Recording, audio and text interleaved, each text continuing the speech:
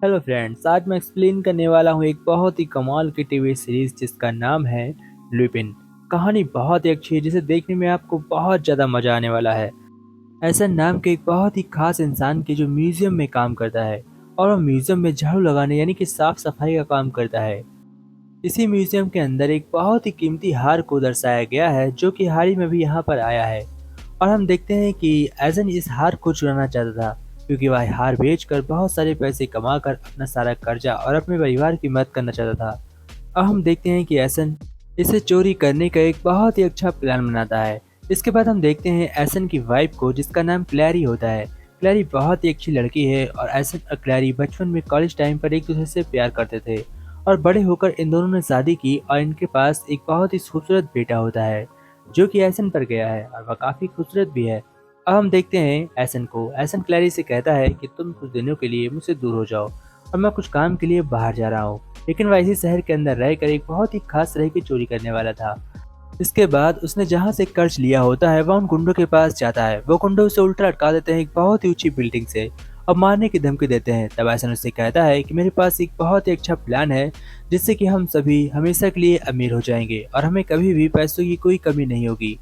अब वह सभी को अपना प्लान बनाता है और बताता है इस हार को चुराने के बाद हमारी लाइफ की सारी प्रॉब्लम्स खत्म हो जाएंगी। पर वह गुंडे को नहीं पता था कि ये एसन का बहुत ही पहले का प्लान है। दरअसल वो वहाँ पर काम करने इसीलिए गया था ताकि वहाँ पर वह अच्छे तरीके से सब कुछ देख सके और समझ सके।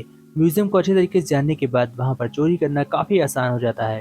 अब उसको पता था कहाँ पर कैमरे हैं और कहाँ पर नहीं है, इसीलिए एसन बहुत ही आसानी से इसके अंदर एंटर करता है और उसे कुछ नहीं करना था। सब कुछ एसन के साथ ही करने वाले थे और हार जब उनके हाथ लग जाएगा तो सभी मिल बांट कर आपस में पैसा बांट लेंगे, एसन का प्लान होता है। इसी बीच हमें दिखाया जाता है एसन का एक छोटी सी क्लिप जहां पर हम देखते हैं कि एसन जब बच्चा था तो उसके माइंड में चोरी करने का प्लान क्यों आया और वह इतना बड़ा चोर कैसे बना। तो हम बचपन में देखते हैं उसके डैड के साथ एसन को, जो उसके डैड बहुत ही अच्छे इंसान थे और वह एक लड़की के लिए काम करते थे जिसका नाम मरिमा था। मरिमा इस शहर की बहुत ही बड़ी रहस्यवादी है। अब हम देखते हैं कि जिस हार को अब उसका बेटा चुराने वाला है, यह हार पहले इसी घराने के अंदर था। फिर हम देखते हैं एसन को जो भी एक बहुत ही अच्छा बिजनेसमैन बनकर, बहुत ही करोड़पति बनकर वहां पर आता है उस पार्टी के अंदर, क्योंकि म्यूजियम के अंदर जल्द ही इस हार की बोई लगने वाली है और जो भी बड़ी बोई लगाएगा वह हार इसका हो जाएगा। अब मैं देखता हूँ कि यहाँ पर बहुत ही अच्छे तरीके से सभी अपना काम कर रहे होते हैं। एसन की टीम बढ़िया काम कर रही होती है। वह म्यूजियम के अंदर एसन के बताए रास्तों से अंदर आ रही होती है और बिल्कुल अपने अपने भेष में रेडी होती है। अब मैं देखता हूँ एसन को जो हार की बोली लगाने के लिए बिल्कुल तैयार बैठा था और वह इंतजार कर रहा था कि बोली कब स्टार्ट होगी। इधर हम देखते हैं उस हार के मालिक को जिसकी बेटी का नाम जूलियट है और जूलियट की मॉम का नाम माइमा है। और हम देखते हैं कि एसन के डैड इन्हीं के लिए काम करते थे और एसन अपने डैड का बदला लेना चाहता है इन सभी से, इसीलिए वह इस हार को चोरी करने के लिए यहाँ पर आया है।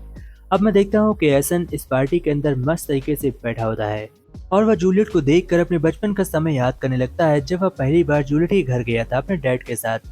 जूलियट ने उसे पास बुलाकर एसन को तैरना सिखाया था और फिर उसके बाद एसन को एक बहुत ही अच्छी किस करके उसे अलविदा बोल दिया था। तब से एसन आज तक जूलियट से नहीं मिला था और वह इतने दिनों बाद जूलियट को देखकर काफी पिघल से जाता है।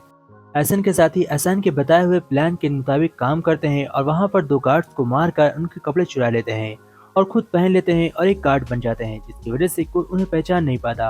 अब मैं देखता हूँ कि बोली स्टार्ट होती है और सभी लोग बोली लगा रहे होते हैं।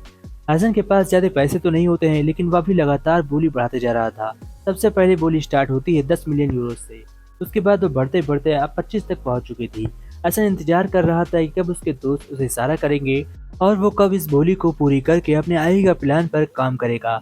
अब मैं देखता हूँ कि वहाँ पर कुछ लोग आकर सिक्योरिटी गार्ड को भी बेहोश करते हैं और उसको भी पकड़कर कैमरे को ऑफ कर देते हैं और फिर उसे मैसेज कर देते हैं, यानी कि एसन को। एसन के पास जैसे ही सिग्नल पहुंचता है कि कैमरे ऑफ हो चुके हैं, वह अपने आगे का प्लान करता है और इतनी बड़ी बोई लगाता है कि उसके बाद कोई भी बोई नहीं लगा पाता। तभी एक आदमी और खड़ा होता है और बोई लगाता है। तभी एसन इस हार को 60 मिलियन यूरोस में खरीद लेता है। फिर वह गार्ड से कहता है कि मुझे वह हार देखना है। एसन के साथ कुछ गार्ड्स जाते हैं उस हार को दिखाने के लिए और हम लोग देखते हैं कि उस हार को बहुत ही बारीकी से निकाला जाता है तिजोरी के अंदर से। उसके बाद एसन को कुछ दस्ताने दिए जाते हैं और एसन उन दस्तानों को पहनकर हार को जैसे ही छूता है तो वहाँ पर उसके साथ ही जो गार्ड्स बने हुए थे वो एसन के ऊपर अटैक करते हैं और उसका हार लेकर वहाँ से गायब हो जाते हैं। सभी को यह लगता है कुछ लुटेरे आकर इस हार को लूट कर लेकर चले गए हैं, लेकिन दरअसल ये सब कुछ एहसन का प्लान था।